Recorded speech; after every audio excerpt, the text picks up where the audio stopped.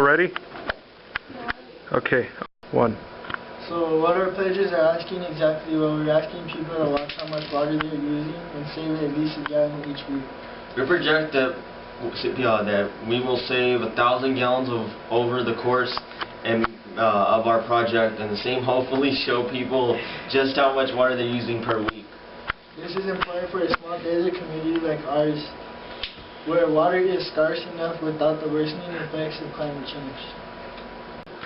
So how will climate change affect the world?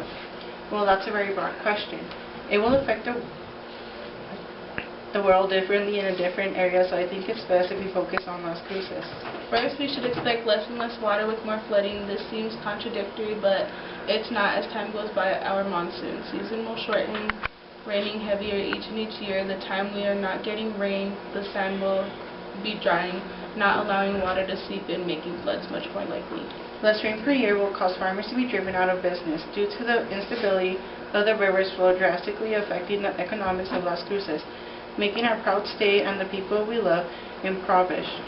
Then any natural plant life will die, not only due to the fact that there is hardly any water, but also because salt cedar, an invasive species, will take over any area around a body of water if not maintained. So essentially, we will make it harder and harder for life to be survived, let alone thrive, slowly but surely choking out what little life presides till there's none left.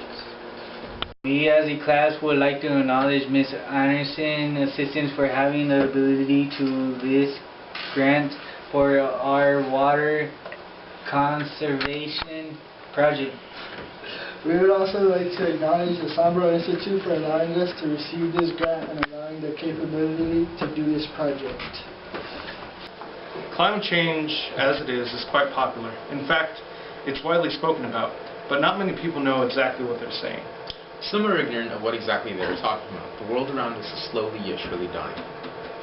The Earth has always been changing, but it wasn't until the Industrial Revolution that everything has changed, because of the wide use and consumption of coal, gas, and oil.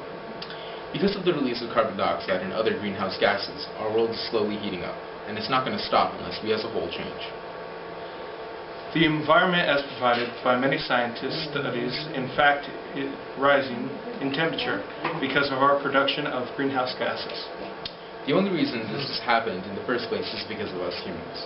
We built trains, planes, locomotives, and so much more. Consumption of natural resources and